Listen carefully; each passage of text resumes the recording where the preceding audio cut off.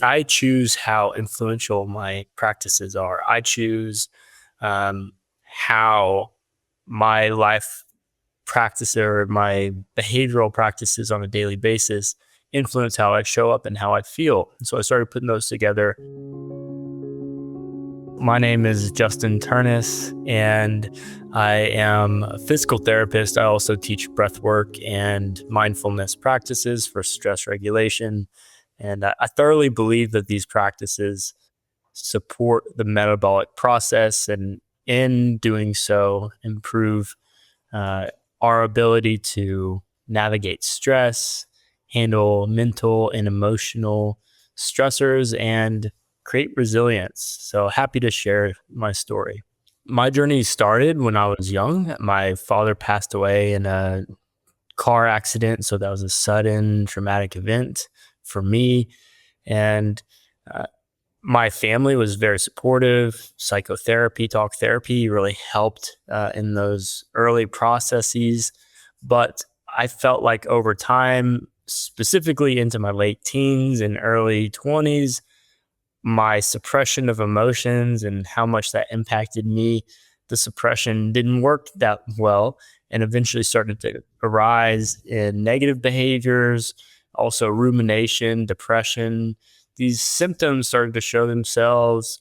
And I believe it was due to that suppression and not fully understanding how to work with my emotional state. So, in my late teens, high school, college years, I was surrounded by not the best social environments. A lot of drinking and partying was the norm. But what I didn't realize is that that was further suppressing and further causing these negative mental symptoms, depression, rumination, negative thoughts. And eventually that added up to the point of I had to do something. I wasn't going to class. I was failing out of college, and I wasn't feeling at my best at all. So, in addressing that, I went to a psychiatrist and got an antidepressant, which worked effectively, kind of, except for the side effects. Eventually, I weaned myself off because I couldn't handle the side effects. They weren't fun. It was more of like a physical stomach, bad digestive side effects. But the 3 months that I was on the antidepressants, I felt like it gave me enough to come out of a hole. And then I realized, like, okay, I can do this myself. I need to find some other ways to navigate this. And it really started with my physical health because I recognized, you know, as my mental health and depression was really impacting me mentally, it also had a negative effect on my physical body. And now that I know, looking back, that was creating metabolic dysfunctions. So I shifted and really focused on exercise, working out, which led to mindfulness and meditation, yoga, breath work. And then that led into other layers of metabolic practices, intermittent fasting, keto diet, and then cold exposure is another major component of my healing and thriving in life. So this is my journey with mental and metabolic health, and it continues, but I feel like I have a really great grasp. And the more I learn about metabolic health, the better I feel that I'm able to navigate these traumas in this the way in which childhood trauma impacted me, and it still impacts me, but the way I can relate with it is much better. So, given my journey started 10 years ago or so, there was way less information on these practices, metabolic based practices supporting physical and mental health. So, a lot of my learning was self learning. A lot of what I practiced, I learned and heard about on a podcast, tried it out, it worked. And then I would trail off with my routine, and then symptoms would reemerge.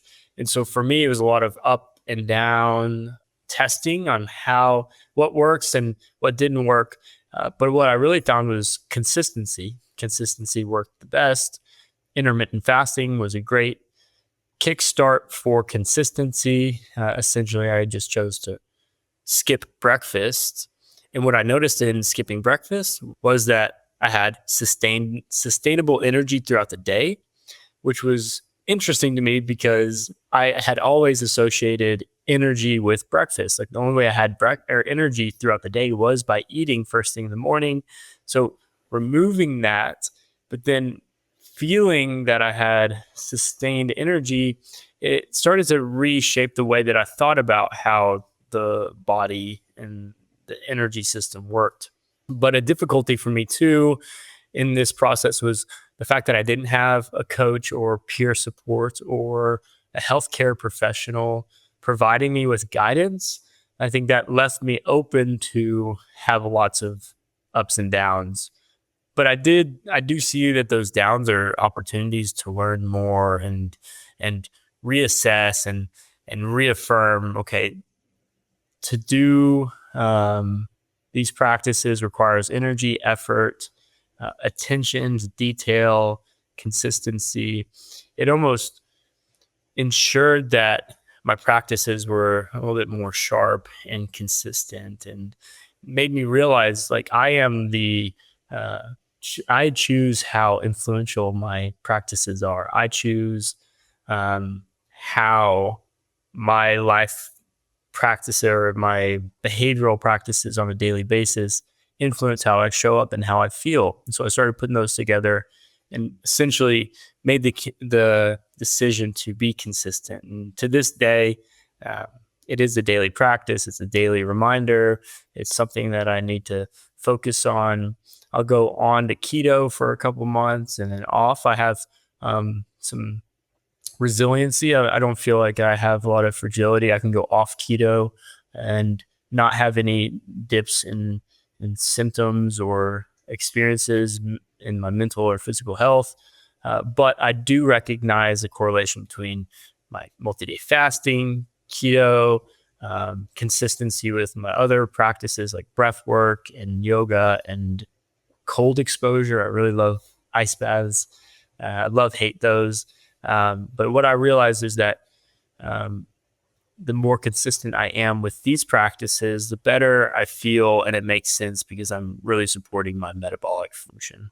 So, if someone were to come to me and ask me why metabolic practices could be good for their lives and how it could improve their metabolic health, mental health, even in comparison to medication, I would suggest and offer first the science of why it works, the connection between the function of your cells influences the function of your thinking and of your mind. And so it makes a lot of sense.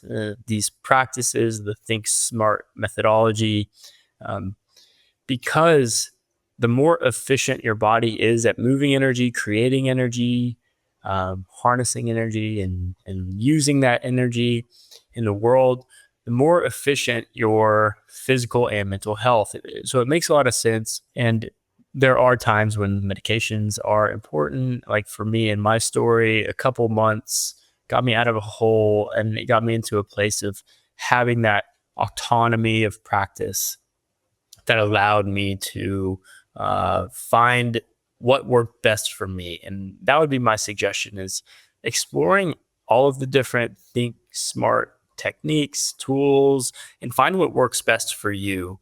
I feel like my sweet spot is cold exposure, really good sleep, waking up at the same time. That's usually about 45 minutes before the sun rises, which allows me to have a nice sunrise and get some early morning sunlight to support my circadian rhythm, followed by getting outside, walking, jumping into some cold water. I can speak more about cold exposure anytime.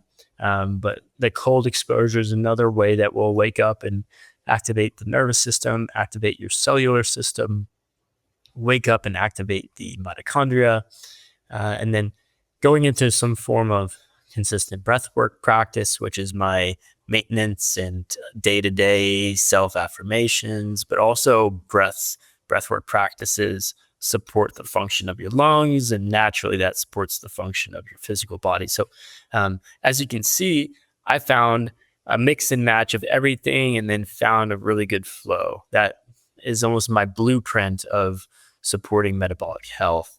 So my advice for anyone would be try it. Try a little bit of everything. See what works for you. Be consistent with it, and be open to having it change and go. It doesn't have to be consistent forever. So there are seasons and different phases of life that require different practices in different moments. So being able to be adaptable, and another reason why having a lot of different tryings of the Think Smart methods, because I feel like that will give you extra opportunity to understand that there are many ways to mix and match and support your metabolic health when necessary.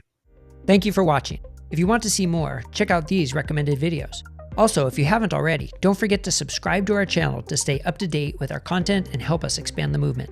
And if you want to sign up for our newsletter, access our resources, read the latest research, or check out the Think Smart framework, click here to visit our website.